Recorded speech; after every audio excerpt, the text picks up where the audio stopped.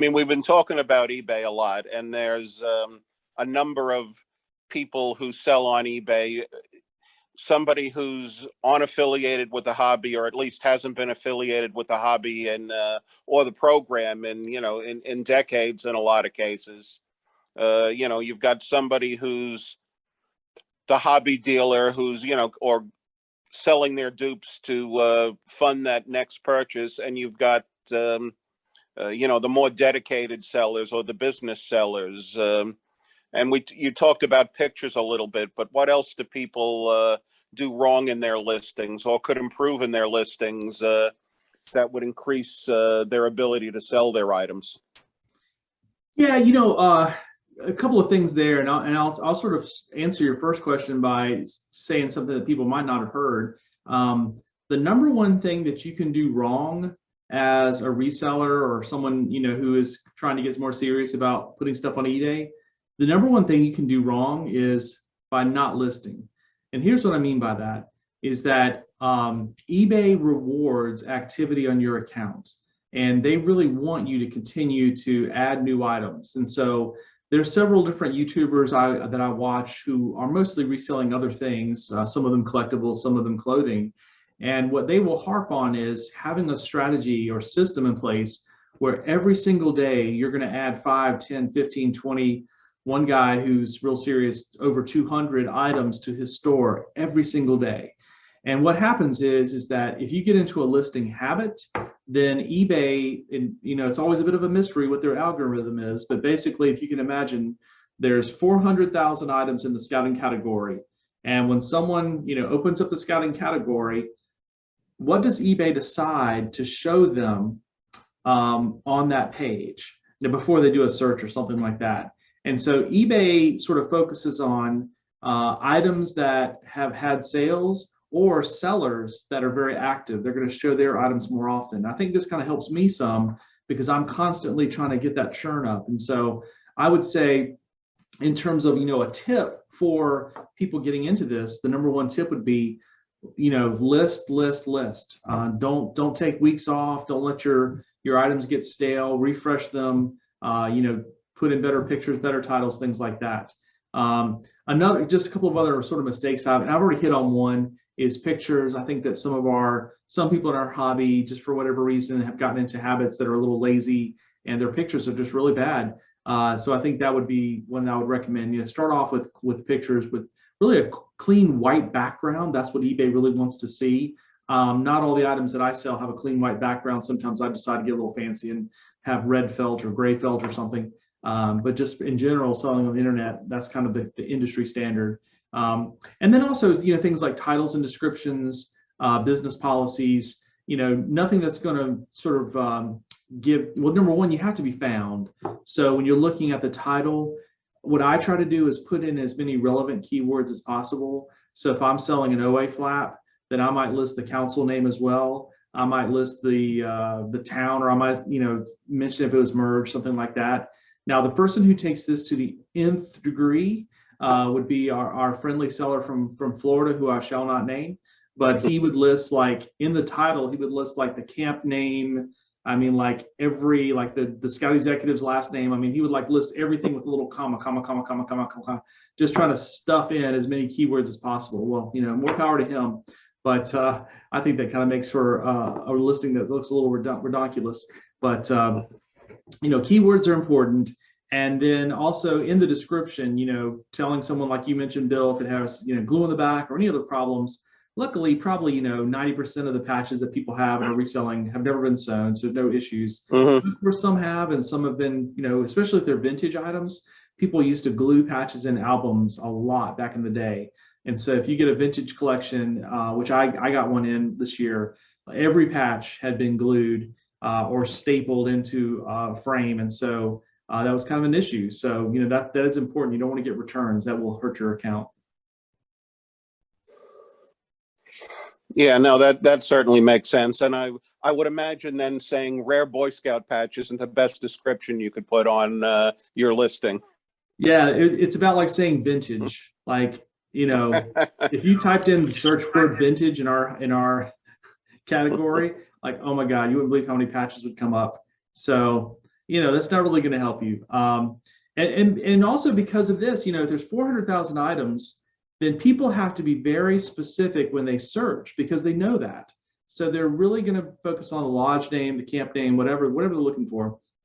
And they're not ever going to put in those extraneous words because they know they would get so much garbage back on the search function. So, maybe it looks nice as window dressing to say rare vintage. I'm guilty of using it a few times here and there.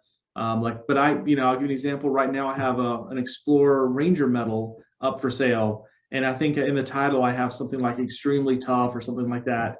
Well, I'm not counting on someone finding it because I put the word extremely tough in it, but it's more just for me to sort of highlight this and say, less than 3,000 of these were earned in the whole history of the Boy Scouts. So this is a pretty tough medal to get if you're collecting insignia. So. Yes, someone who's interested in it is going to be searching probably Ranger Awards, say, and then maybe the extremely tough catches their eye as they're scanning down the search results.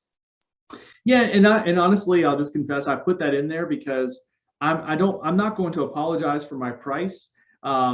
This is another topic we could have about pricing on eBay and pricing in this hobby in general. But if you think about it, as you said yourself, Bill, you've sold on eBay, and it's quite tedious. You go back to your example of 1,000 flaps. If you list 1,000 flaps on eBay and you spent the time to scan, list, blah, blah, blah, do all the things you have to do to get those up, you've invested a significant amount of time. I won't throw out a guess as to how much time it would take to get 1,000 up, but it's significant. And then selling them and mailing them out. Well, here's the deal. A lot of people will say, and I've had a few people tell me, well, that's a $5 flap. Why do you have it listed for $10 or something? Well, the math of it is this. If you're trying to sell an OA flap or any patch, whatever, on eBay for $5, the truth is, once you calculate the fees and the shipping and your time, and then, you had to buy that from somewhere, lodge box or, collection.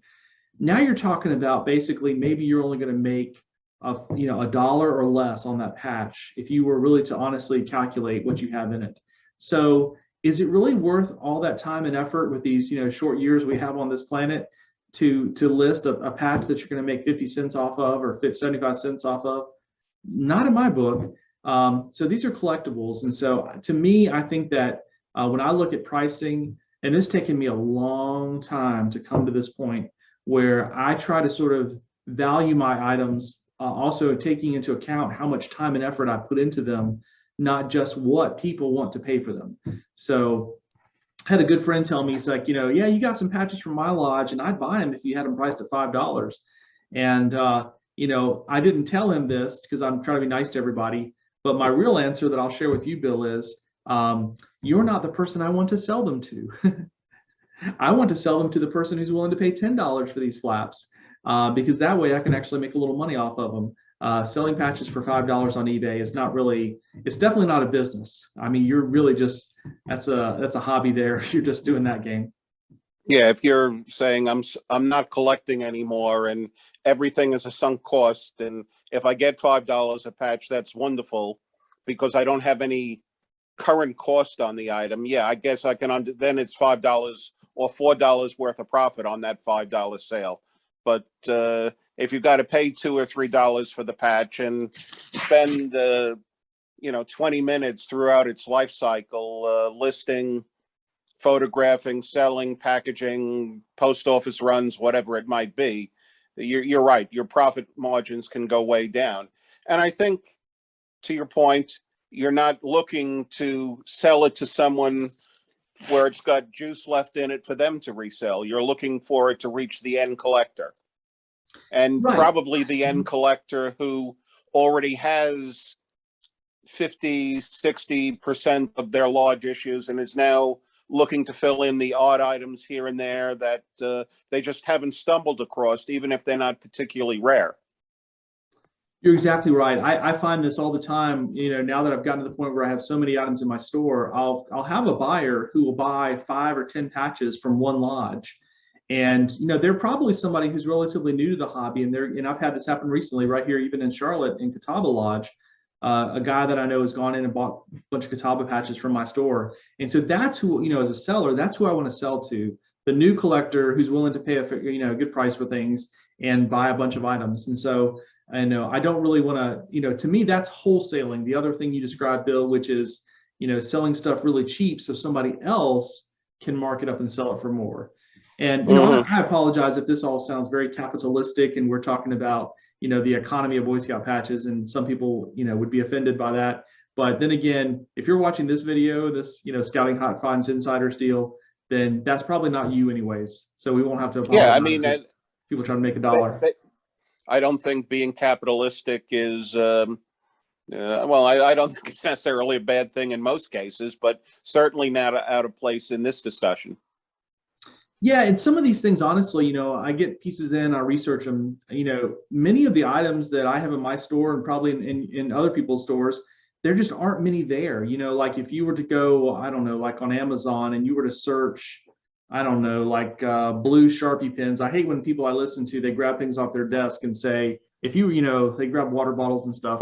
But there's probably dozens of people that have this exact same blue Sharpie for sale on Amazon or eBay for that matter. But when it comes to collectibles, even if I have this, again, grabbing patches, even if I had this Wolverine Council strip that's got a plastic back and it's pretty fleur-de-lis, maybe it's like, mid 70s or something, there might only be 5 of these on eBay right now for sale. There might be 3, I don't know. That's not to say that I can sell this for more than $5. I'd be happy to sell for $5. But there's kind of an economy that's very different with collectibles than it'd be with consumer goods, which are mass produced and very affordable and easy to get. So, going back to my example of the Explorer medal, I know that there's only one other Explorer medal that's for sale on eBay right now. It is paired with a couple of other patches and it's listed for $1,500. Buy it now. So mine, I think I have listed for $7.99 or $8.99, which is actually more than I think it probably will sell for. But again, it's a little economy. So if there's somebody who's looking for an Explorer medal and they're watching this one for $1,500, and then here comes mine on there for $800, then maybe I can get that sale. So it is kind of a different. There's different rules, I guess, in a collectibles. Yeah, and that's I guess one selling strategy. When you're doing that research, you find out what the current market is, and if it fits what in your cost structure. Try and price it at the low end or maybe a little lower than all the other sellers. So you're more likely to get a bite. Yeah. So, we'll see. I mean, I chances are this auction ends Sunday. So chances are you can go back and look this up later and see if I sold it. Probably not, I'm guessing. But I also know that they're just, it's extremely tough. There aren't many of them around. So, have a little pride in your price and kind of hold to it. So that's what I'm running with. And I'm not going to admit that prices have not declined in our hobby. I think you've been around long enough to see this, Bill, that 20 years ago, maybe in the early 2000s, things were really bringing a lot. And there's a few websites you can use to go back and sort of see prices over time. And so definitely in our hobby, prices have come down. So it has not been a great investment for those of you who were buying patches 20 years ago and hoping they were going to go up in value. But I still think it's a very active hobby. There's a lot of activity in our hobby, and hopefully the Boy Scouts will come out of COVID, come out of bankruptcy, and kind of get themselves on firm footing. That does always not worry me as a reseller, because I'm also sort of a passionate scouter. But I do think just it'll sort of rub off a little bit that if scouting kind of stabilizes itself, it might also help the hobby a little bit.